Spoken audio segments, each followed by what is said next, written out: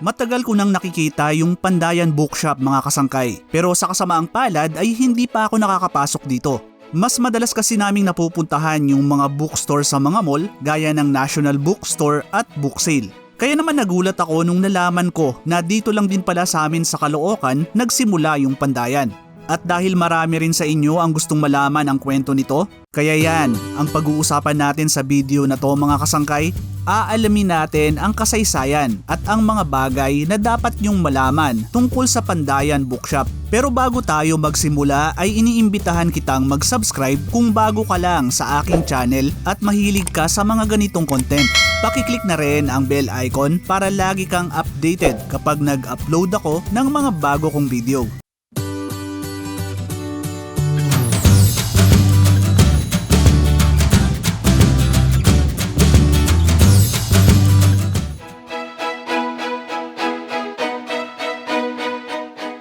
Nagsimula ang kwento ng Pandayan Bookshop sa founder nito na si Gerardo Jun Villacorta Cabotyan Jr. Ang ama ni Jun na si Gerardo Jerry Cabotyan ay naglingkod bilang congressman ng ikalawang distrito ng Caloocan noong 1987 hanggang 1992. Ang kanyang ina naman na si Clarita ang naging inspirasyon niya bilang isang negosyante. Sa kagustuhan ng ina na mapagtapos silang magkakapatid sa magandang eskwelahan ay umisip to ng pagkakakitaan. Taong 1956 nang buksan ni Clarita ang isang maliit na grocery store sa Grace Park sa Caloocan. Tinawag tong CBC na kinuha mula sa initials ng pangalan niya na Clarita Villacorta Cabotyan. Nagsimula ang CBC na malaki lang ng konti sa mga sari-sari store ngayon. Pero dahil sa mahusay na pamamalakad ni Clarita ay unti-unting lumaki ang grocery paglipas ng mga taon. Kasabay ng pagdami ng populasyon ng Caloocan ang patuloy na pag-unlad ng CBC hanggang sa tuluyan na tong maging isang kilalang supermarket na maliban sa Caloocan ay dinayo rin ng mga taga Malabon, Navotas at Valenzuela. At bagamat nag-aaral pa noon sa kolehiyo ay nagtrabaho na rin si Jun sa negosyo ng pamilya. Nagsimula siya sa HR hanggang sa siya na rin ang namahala sa supermarket na nagkaroon pa ng ilang mga branches. Isang araw ay naisipan ni Jun na maglagay ng mga greeting cards at stationery sa isang maliit na sulok ng kanilang supermarket. At sa maliit na pwesto na to nagsimula ang kilala natin ngayon na Pandayan Bookshop.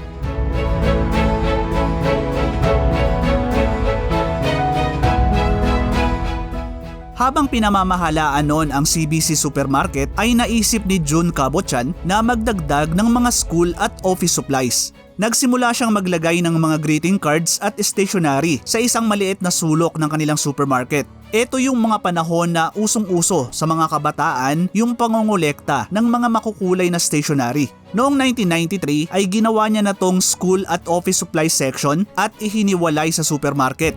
Tinawag ni Jun ang tindahan na Pandayan o yung lugar kung saan nagtatrabaho yung mga panday. Siguro ay pamilyar kayo sa Panday mga kasangkay dahil isa to sa pinakasikat na karakter sa comics at pelikula na pinasikat ni The King Fernando Poe Jr.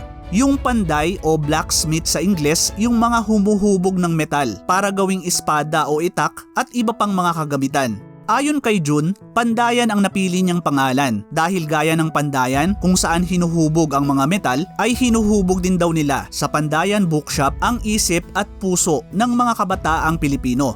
Makikita sa logo ng Pandayan ang isang dragon na sumisimbolo raw ng individual na kapangyarihan at isang phoenix na sumisimbolo naman sa pangsariling pagbabago. At kaya ginawa ni Jun ng sariling kumpanya ang Pandayan dahil gusto niyang maging malaya na sumubok ng ibang pamamaraan ng pamamalakad ng negosyo.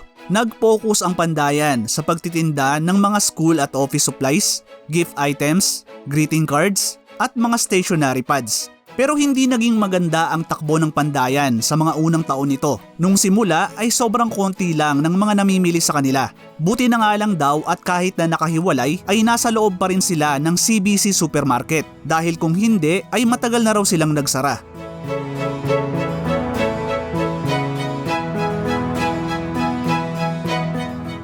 Nung nagsimula ang Pandayan Bookshop ay hindi pa ganun kabenta yung mga school at office supplies. Kaya dumaan yung mga taon na halos walang kinikita ang tindahan. Hanggang sa nakagawa si Jun Cabotyan ng matagumpay na format para sa Pandayan. Maliban sa mga school at office supplies ay nagdagdag din siya ng iba pang paninda gaya ng mga libro, magazines, snacks at mga inumin, sporting goods, arts and crafts at iba pang mga gamit na kailangan ng mga estudyante. Karamihan ng mga libro na tinitinda sa Pandayan ay mga locally published textbooks at supplemental material. Ilan sa mga madalas nilang bestseller ay ang mga libro na kadalasang binabasa sa mga paaralan gaya ng Ibong Adarna, Noli Me Tangere at El Filibusterismo. May mga libro rin sila mula sa mga kilalang publisher sa bansa gaya ng Anvil Publishing, Bizprint, Sycom at Precious Hearts. May mga foreign titles din naman sila mula sa mga international bestseller gaya ni Nicholas Sparks na sumulat ng The Notebook at A Walk to Remember at Paulo Coelho na sumulat ng The Alchemist. Sumabay ang Pandayan Bookshop sa pag-e-expand ng CBC. Ang ikalawa nitong bookstore ay itinayo sa second floor ng CBC Supermarket sa Baliwag, Bulacan. At hindi gaya ng unang branch sa Caloocan na mahina ang benta ay nagsimula ng kumita ang Pandayan sa ikalawa nitong branch. Dito na nagdesisyon si June na mag-focus sa mga probinsya at magtayo ng stand-alone branch ng Pandayan. Nagawa niya to noong 1997 nang itayo ang Pandayan Bookshop sa Malolos, Bulacan. Ito ang unang bookstore ng Pandayan na wala sa CBC Supermarket. At dahil sa patuloy na tagumpay ay nakapagbukas pa ng mga Pandayan Bookshop sa iba't ibang bahagi ng Luzon.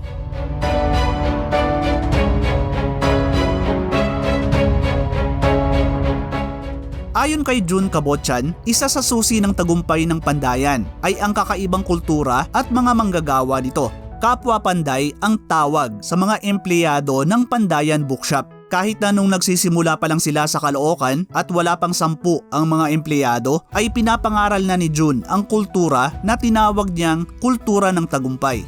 Nais ni June na ang mga kapwa Panday ay magkaroon ng respeto at malasakit sa mga kapwa-tao. Marami kang maririnig na kwento ng mga maliliit na kabayanihan ng mga kapwa Panday. Minsan daw ay narinig nila na may 2 batang magkapatid na kulang ang pera para sa kailangan nilang bilhin na gamit. Nangolekta raw ng pera ang nakarinig na empleyado sa mga kapwa Panday para mabili to ng magkapatid.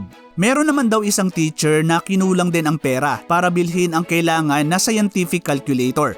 At nang nalaman to ng isa sa mga manager ng tindahan ay inabonohan niya na lang daw to. Isa pa sa tinuturo ni June sa mga kapwa Panday ay ang umisip at kumilos ang mga to na parang sila rin ang may-ari ng Pandayan. Sa totoong araw niyan, 80% ng mga ideya para pagandahin pa ang tindahan ay mula sa mga empleyado at hindi sa management.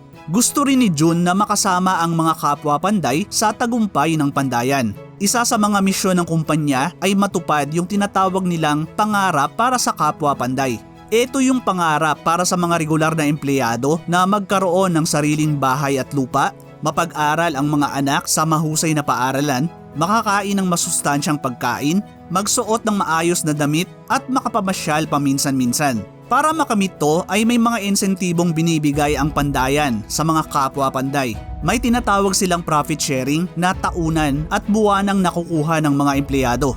Meron ding 2 kooperatiba na pag-aari ng mga kapwa Panday kung saan ay nakakakuha sila ng dibidendo kada taon.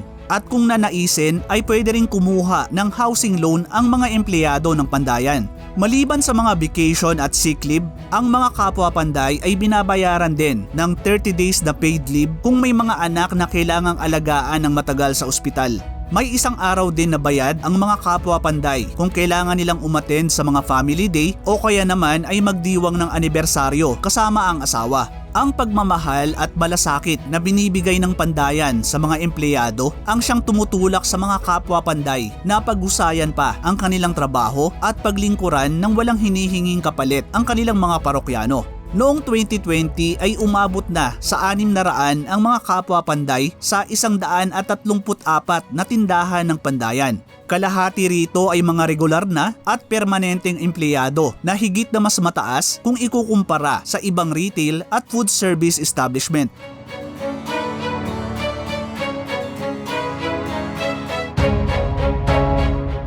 Gaya ng ibang mga negosyo ay malaki din ang naging epekto ng COVID-19 pandemic sa Pandayan Bookshop.